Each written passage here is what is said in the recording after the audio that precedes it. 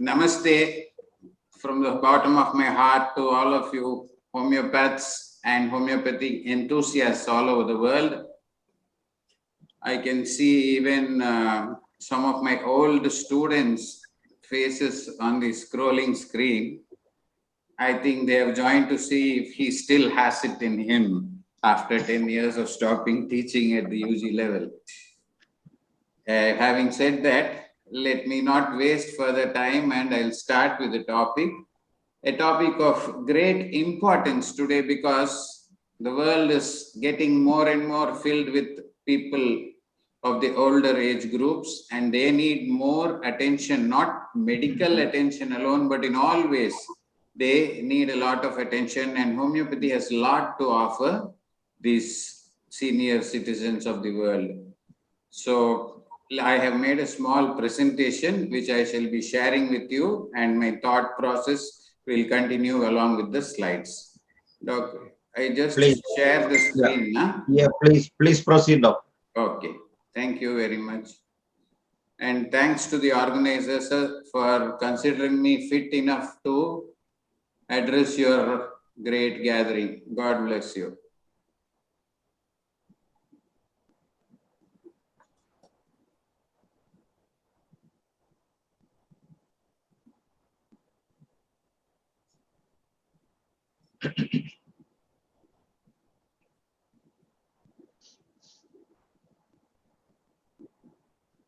So this is the topic. It is along the lines of a brief introduction because as you know, it is a topic which cannot be covered in a half an hour to 45 minutes time span. It's of such great import. Elders as a separate special group with special needs and demands has been recognized from time immemorial in our Indian culture as well as even in the West. The father of modern medicine has noted there are some conditions unique to the later part of life. Aristotle thought that loss of heat was the reason for some of the problems faced by the elderly. So let us see, what is it? What is old age? What is aging? So old age generally is accepted as the age of retirement, and in our country, in India, we call it around 60 years. It is fixed at 60 years and above. So by that yardstick, I am a senior citizen too, having turned 60 very recently. So you are going to hear about geriatrics from a person in the geriatric age group. So in 1980, roughly 5.3% of the world population was in this age group, whereas by 2025, it is expected to be around 1.2 billion, which will constitute around 13% or more of the population. I'm not going to read out these facts and figures because you would have scrolled through them, skimmed through them by now. And most of them will be illiterate or illiterate. Almost half of them living below the poverty line. So what is geriatrics? So this is the branch of general medicine which is concerned with the clinical, preventive, medical and social aspects of illness in the elderly. But as homeopaths, we don't just look at the illness but also the health of the elderly, and it also of course aims to promote health and prevent and treat diseases and disabilities in older adults. Aging is a gradual and it's a gradual process and spontaneous changes that occur in excuse me, just a moment. I need to adjust the position of something. Okay. That occur in maturation from infancy to young adulthood, and the normal physiological decline is seen in the middle and late adulthood. We start seeing these changes as early as puberty, and processes like graying of hair are all part of aging, which we are all aware of.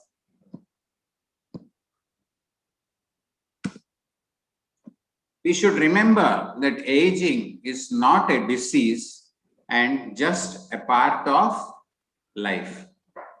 But aging could be either normal or healthy depending on how well we live our early years. So normal aging will incorporate disease and impairments of the elderly. And we should remember that people age differently.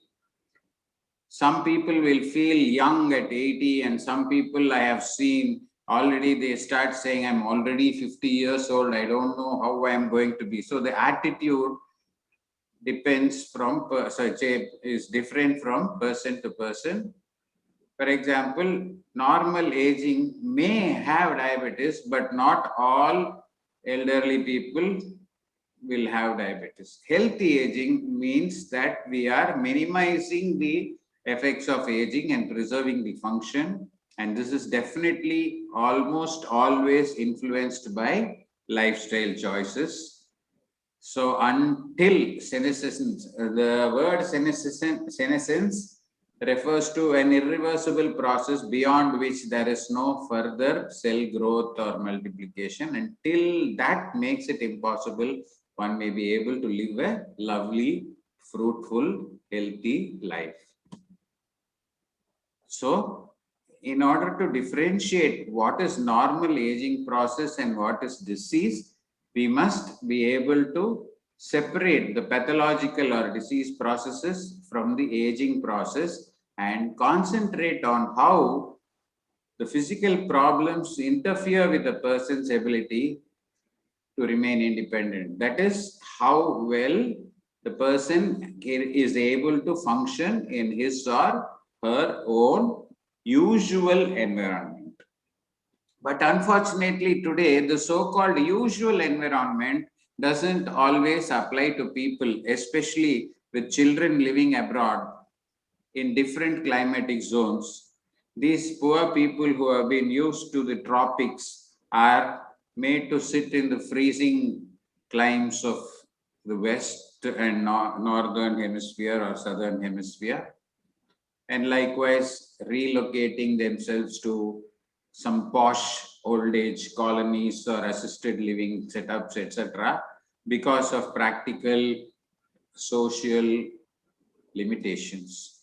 So these are all some signs like the crow's feet appearing in the eyes, the inability to read well without glasses, thickening of the skin here and there, loss of skin elasticity, forgetting things. Forgetting things is not always dementia. So blood vessel compliance decreases, body fat percentage increases. But there are also diseases like which affect the eyes, ears, skin, mind, the blood vessels, and again, old age had other problems in old age like hypertension and obesity due to lack of physical activity. So this is the scenario in India. You can just have a brief look at the numbers. I need not go into them so much. So this is a figure which is around 7 years old. I'm sorry, yeah, it's around 4 or 5 years old, 4 years old. But this could be slightly more. The proportion might be almost the same. So what is the aim of geriatric medicine? And whatever is the aim of geriatric medicine is also the aim of the homeopath treating people of old age. Try to maintain the health in old age by high levels of engagement. Keep the person as active as possible and try to avoid falling sick. Detecting problems early and treating the disease as early as possible before complications set in.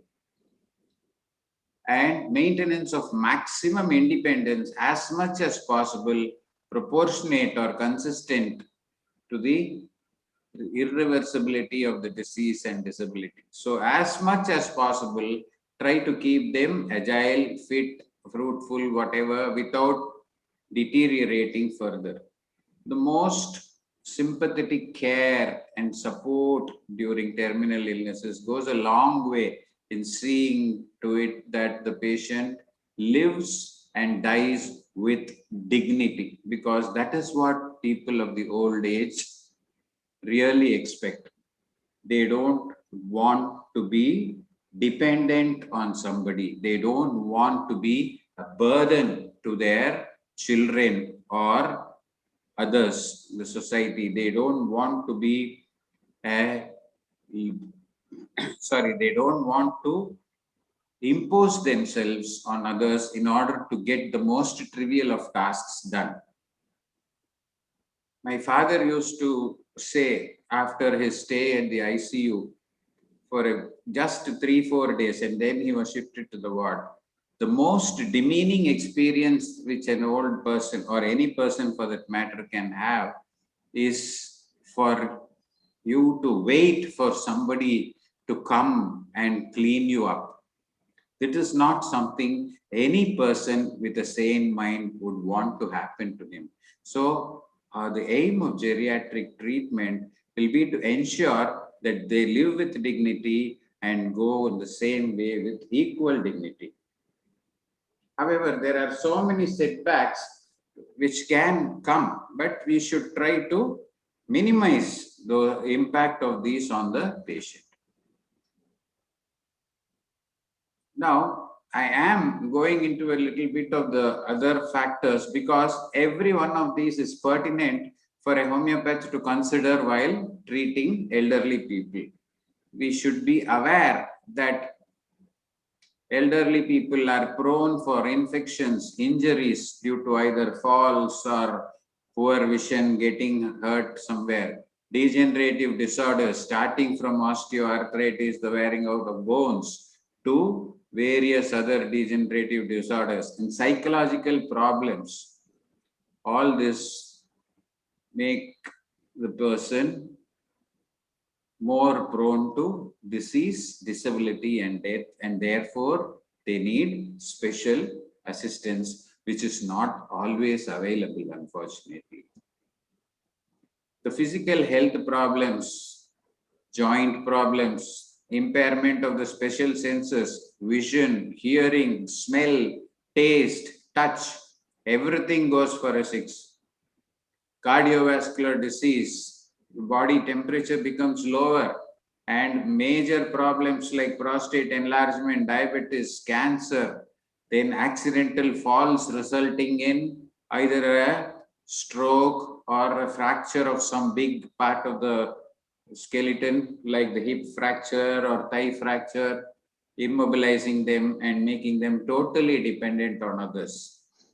Emotional problems, suicidal tendencies, senile dementia, including Alzheimer's disease. These are the psychological problems which can be expected to occur in old age.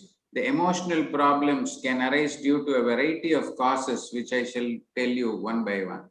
The social problems can also cause psychological problems. Number one, poverty, either real or they may have the money, but they may not be able to go to the bank and get the money. Even that makes them live a very pitiable life.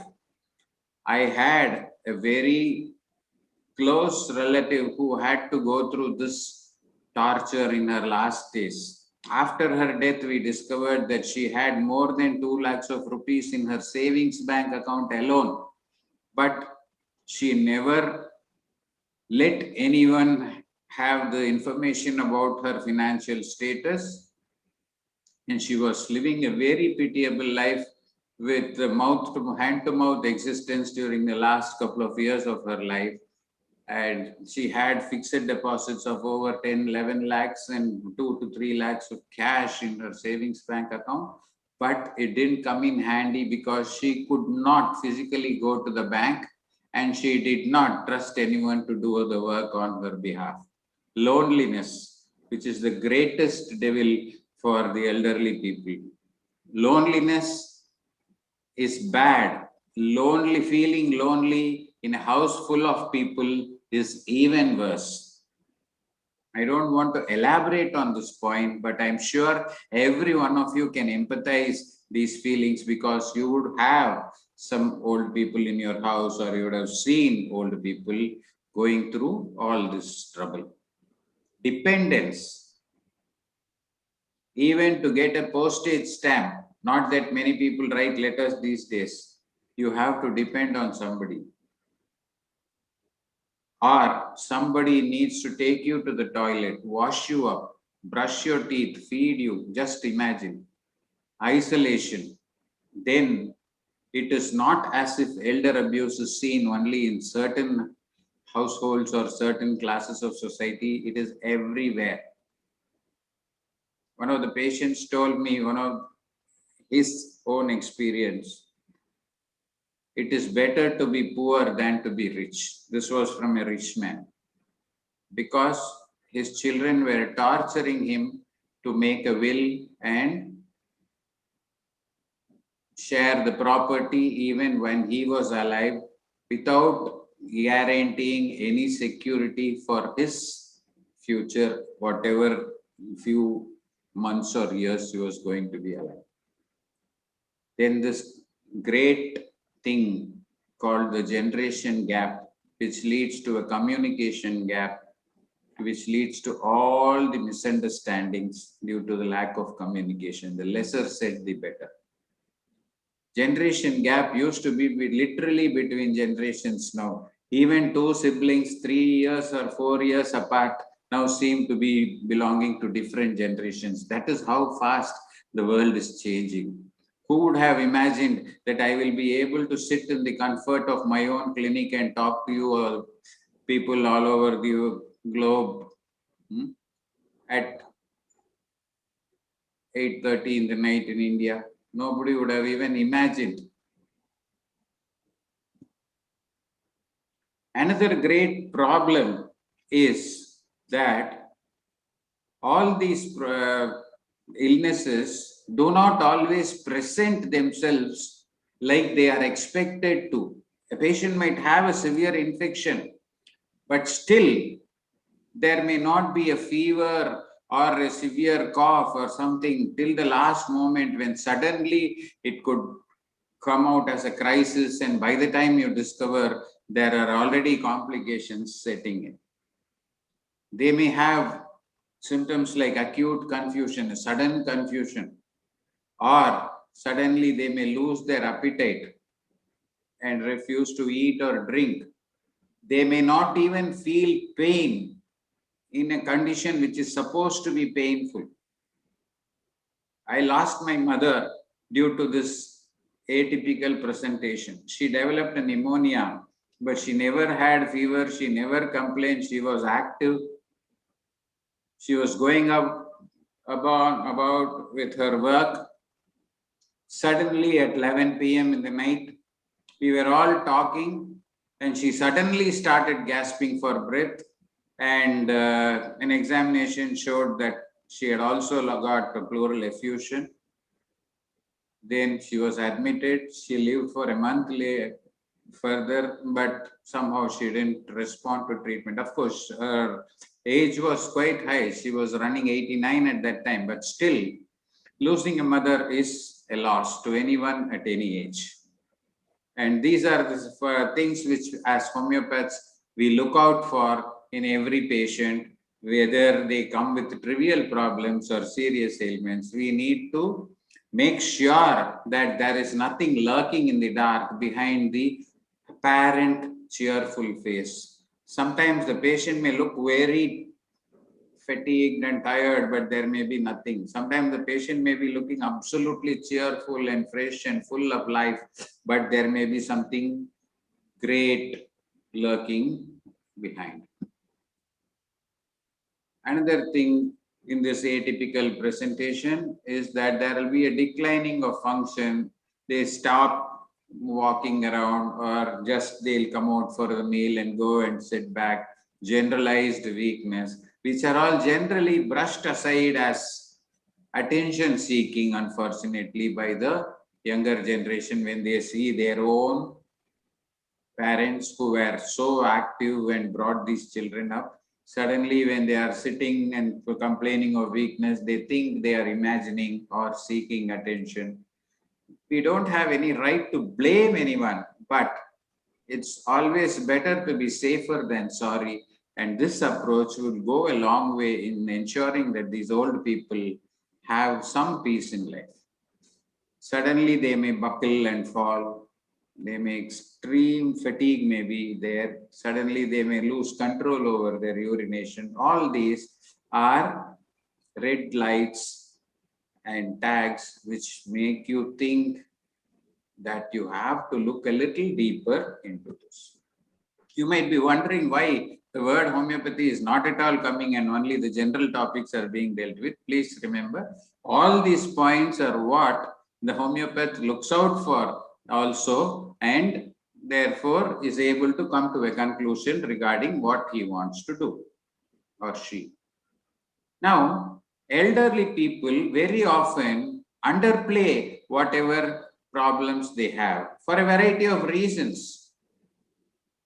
Sometimes they say, okay, it is old age, therefore I will be having these kinds of aches and groans. It might be something major, a problem with maybe even the cancer could have spread to the bone, but they might think, okay, back pain, leg pain, it's due to old age. They'll apply some oil, take some painkiller or some home remedy and try to manage, and they may not even tell it to their own family, however loving they may be. And there may be a fear or a denial, this can't happen to me, a fear that some major disease might be discovered, and a chain of thoughts leading on to the feeling that they will again become a burden. What if they are advised surgery? What if they are asked to get hospitalized? Even an injection, people are afraid. So they are definitely going to worry about costs as well as the fear of being hospitalized or going to a doctor. Concern about the cost is a very major thing. Whether you can afford it or not is on one side. Even people who can afford, will always think twice before spending too much on healthcare. Of course, on the other side of the spectrum are the almost hypochondriac type of people who would get every test under the sun done and be assured that they are okay. We are not talking about them. Most of them, however, are not concerned about the cost in spite of being able to afford. Most of them are concerned because they can't afford the health care, especially when some complications sets in. Embarrassment. Problems like incontinence, problems like even constipation or an abnormal discharge in a female, an elderly age group. These are all things about which they are embarrassed to discuss with their children, and unless they tell it to their children, they can't go be taken to the doctor. Sometimes they are embarrassed even to tell their symptoms to the doctor, however known the person may be. Would you believe this morning I had a patient who came with toothache, an elderly lady. She refused to open her mouth and show me the teeth because her mouth is so dirty with all stained teeth. And I was supposed to treat her toothache without seeing the teeth. Somehow I convinced her and she reluctantly did open and show. But this is how the world is. Mental impairment leading to non-reporting of illness. And this is a very great thing, concern about ill spouse. I am sick. If I tell this to my already sick wife or husband, as the case may be, or if I go get admitted in the hospital, who will take care of my spouse? So this question makes them act like heroes or heroines and sacrifice their welfare for the concern they want to exhibit for their already ill spouse. Previous bad experience with the healthcare system, the lesser said the better. I already went there once for a small problem. They asked me to do a big procedure. Now similar problem as a result. I do not want to go and submit myself as a guinea pig to somebody else's avarice, fear of institutionalization. Being an outpatient is okay, but I do not want to be institutionalized temporarily or permanently. That is a feeling well understandable. Now, what does homeopathy have to offer? We have just seen all the difficulties faced by elderly people. Homeopathy is, as all of you are aware, is a tailor-made medicine for the individual's needs, and therefore we are able to look into the finer points of everybody's illness and address it accordingly. And the homeopathic case-taking method itself ensures that there is a overall holistic understanding of the patient in and out over the length of time, starting from his or her childhood or youth to the present day, and taking into consideration every little concern they have. In fact, the homeopathic case-taking process itself is a sort of a catharsis for the patient who tell out every single feelings which they have, and that itself goes a long way in making them feel comfortable after having unleashed the burden. And this acts to the benefit of the practitioner, who also has the advantage of knowing more about the individual rather than about the disease by name, and is able to help the patient in a superior fashion. As a cherry on the top, we can say that already they are on so many chemical drugs. Many of the old people come with a big bag of prescription drugs and huge files of all the test reports. So at least our medicines, when we give them, they do not add to their existing woes by adding or causing more adverse effects. That is the known obvious advantage of homeopathic treatment. Lovely information can be got from all the homeopathic literature, starting from the old stalwarts to the latest authors, about the action of medicines on different age groups, especially the geriatric age group and pediatric age group are beautifully covered. Both extremes of life are beautifully covered in homeopathic literature. And a look at out of these can guide you towards a short list of remedies to choose from and understand all the processes clearly. What are all the common problems for which elders seek homeopathy treatment? This, of course, is a debatable thing, but this essentially covers all of this. These are the complaints which they come. I am not saying these are diseases. These are the complaints for which they come, and we make the diagnosis and treat the disease by individualizing. Usually it's aches, pains, weakness, giddiness, loss of balance, lack of appetite. They may have taste issues as well. Either hunger may be lacking, or they may not want to eat, or they may not be able to get the taste. There may be bowel disturbances, bladder disturbances, constipation to diarrhea, frequent urination to not passing urine, sleep disturbances, maybe sleeping during the day but not at night, maybe waking up so many times in the night to go to the toilet and after coming back not being able to sleep. So many types of disturbance can be there. Memory related issues. They may remember everything well, but they feel insecure even if they forget a little thing, which could be a benign forgetfulness of the elderly, or it could also be something deep-seated like a dementia. So we have to screen and we have to analyze. Now, regarding this bowel disturbance and sleep disturbance, the culture also has a lot to do. And your earlier lifestyle, you are benchmarking, the patient benchmarks himself or herself from what he or she was in youth, middle age, and now.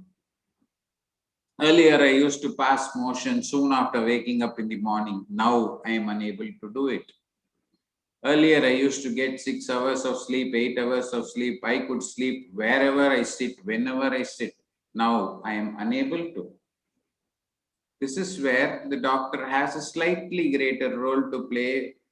While on one side you can use all these for selecting the remedy, on the other side we need to reassure the patients that these are quite common and not necessarily diseases.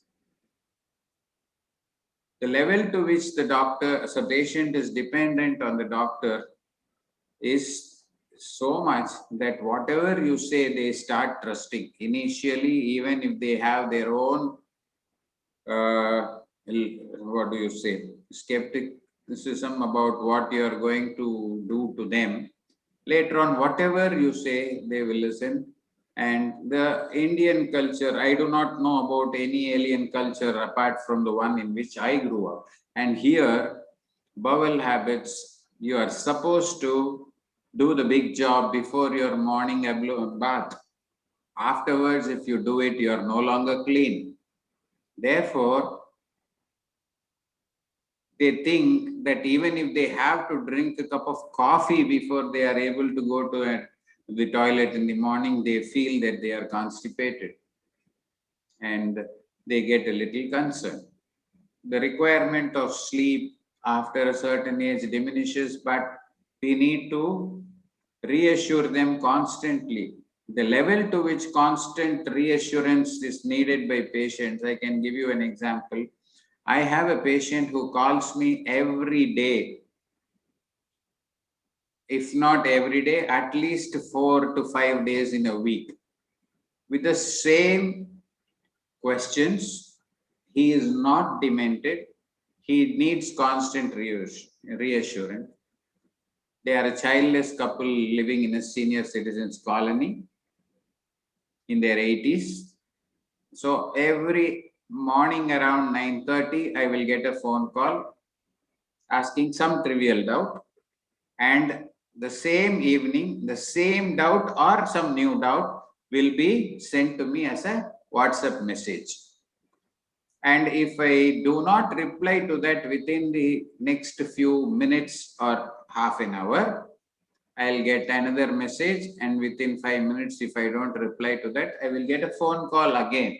Didn't you see my message? Why didn't you reply? I have to do it. We have to do it. We have to play along.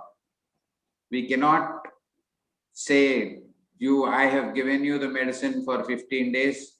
You let me know only at the end of the 15 days. You can probably get away with this kind of instruction for the average patient, but not for the elderly. We need to make them understand that we are there for them. Having said that, these are the other problems for which they come, of course, slightly major ones like vision disturbances. Their cataract will be absolutely mature. They might have major glaucoma requiring surgery, even beyond the scope of homeopathy, or a nerve deafness, which even hearing aid doesn't help, but still they would always definitely want to check if homeopathy has something to offer. And then there are the conditions we can really handle, like cough and respiratory problems, diabetes, hypertension, if not on our own, at least in tandem with their conventional treatment. Nutritional problems, give proper nutritional advice and give some indicated medicines to ensure that the assimilation of the nutrients are proper. And most importantly, whenever any surgical procedure is advised, they want to check with the homeopath if an alternative is available. So this is how the homeopath is able to help a lot of people with special needs in the elderly age group.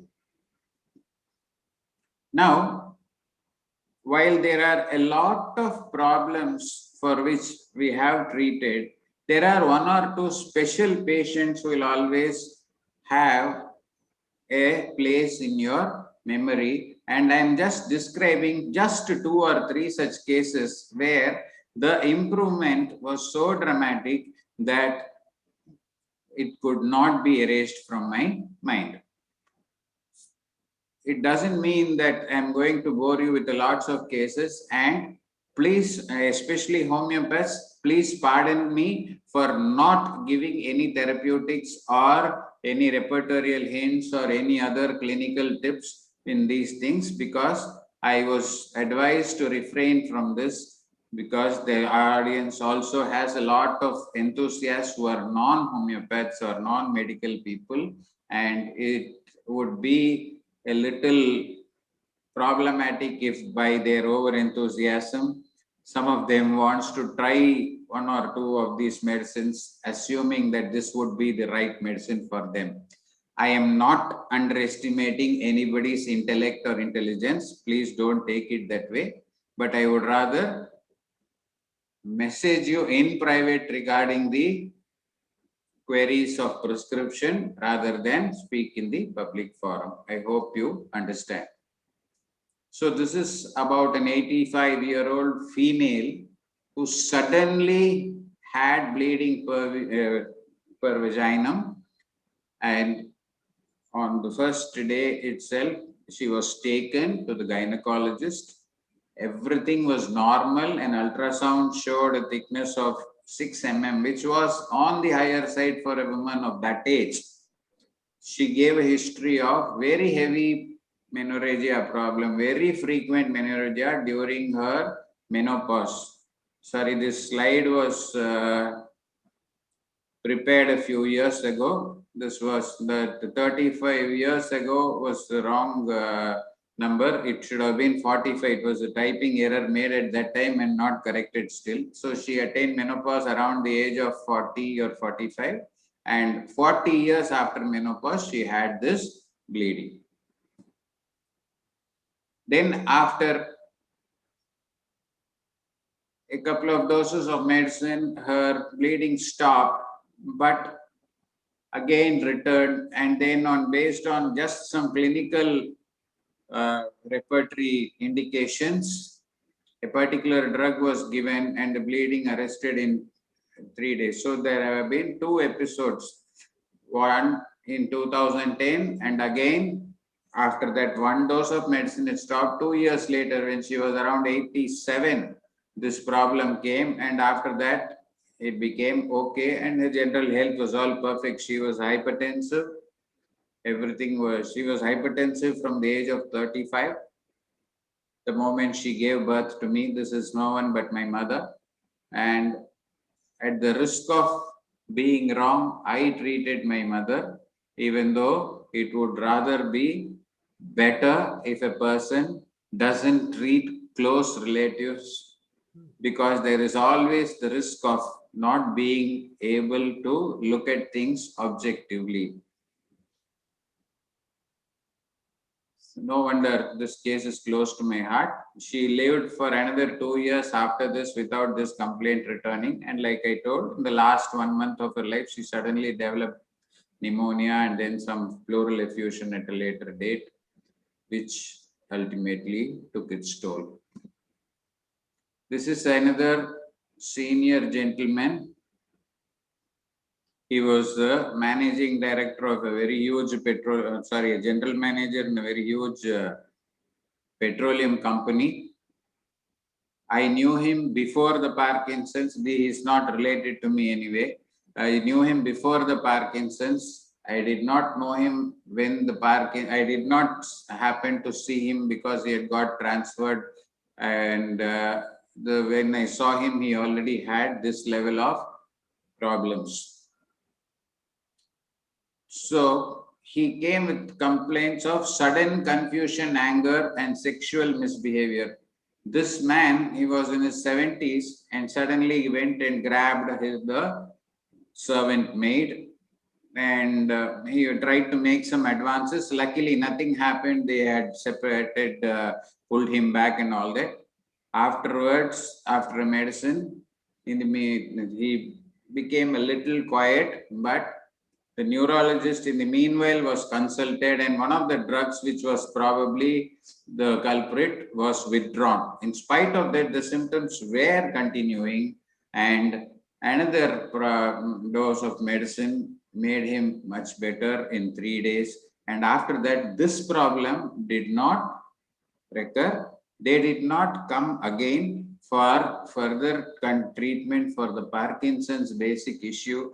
So that continued, and he is not there now. This also happened more than 10 years ago. Another Alzheimer's patient. You might be wondering why I am only giving all people with mental symptoms, because it is these mental symptoms which very often help us in choosing the drugs, even for physical ailments. And physical ailments being more common, I thought I would rather confine myself to a few unique cases rather than run-of-the-mill cases in plenty. Not that I have not treated them, or not that I treat only exclusively these kind of problems. I am an average clinical practitioner who takes up all cases from cold to cancer and do what little I can without endangering the patients. So this Mr. L, a retired bank manager, suddenly the son-in-law is the one who came. I have not even seen this patient at that time. He was in Chennai and the medicine was taken from here. Extreme forgetfulness, anger, speaking abusive language. He was never a person to speak such language. And he was removing his clothes and standing in front of her. Just out of the blue, he used to just remove his clothes. After the medicine, he became slightly better, but not too much. And 1 month later, his wife called up from Chennai. Of course, one line above dresses up properly is the prescription. The prescription is below. Pardon my bloomers. She said that the forgetfulness being the same, he was still dressing up better and less violent. But when he starts using very bad words which he had never before uttered at home. The family was the target, and at the slightest provocation, if they call him twice for dinner, he will start yelling. None of the family members even was aware that this man knew so many bad words in a variety of languages. As a bank manager, he has been transferred all over India, and he used to just yell at them with bad words in all the languages, whatever, at least 4 or 5 languages he used to yell at them. Then, based on this abusive language, a medicine was given and he became calm. He was an Alzheimer's patient. Of course, the problem, this aspect alone, they sought treatment. He became calm regarding this. Then their life continued. Further follow-ups were stopped after a few months. I am not sure how it ultimately turned out to be, but I shouldn't say I was, homeopathy was able to take care of him during that critical period when the whole family was at tenterhooks. This is another lady. She is not related to me, but she looked upon me as her son because she was my father's client when I was a toddler, and she had been looking at me for over 50 years. And she always used to address me by the singular, and as one would address one's own child, even in the clinic, she'll come and shout at me. I never bothered because that was the kind of affection she had for me. Her husband passed away, and since 2 weeks, she had not slept. But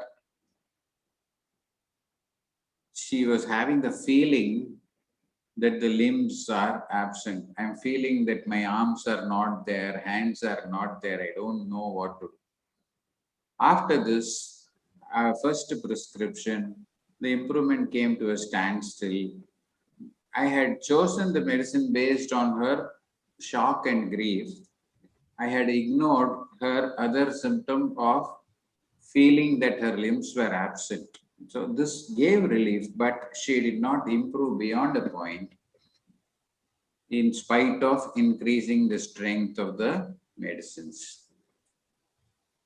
Then I realized that her prominent symptom, which she kept repeating again and again, that her limbs are absent. Based on that, after looking into the repertory, a particular medicine was given in a single dose only, and we waited and watched for. I asked her to report after 3 days. After 3 days, she came and she scolded me. Why couldn't you think of this medicine earlier? I would have become better. No, after you gave this medicine, I became all right in one day. I can now feel that my hands are there, my legs are there. Your uncle has gone, forget it. But my hands and legs have come back. So this was the privilege she took over me, and she was able to get benefited by that single dose of the indicated remedy. Now, I have just concluded my humble presentation, and I am thanking you all for the patient participation. I shall stop sharing the screen and come live in front of you in order to answer any queries that you might have. Please, if there are any flaws, do not hesitate to post them to me. And if there are any queries or doubts, I am most willing to address them. Thank you very much.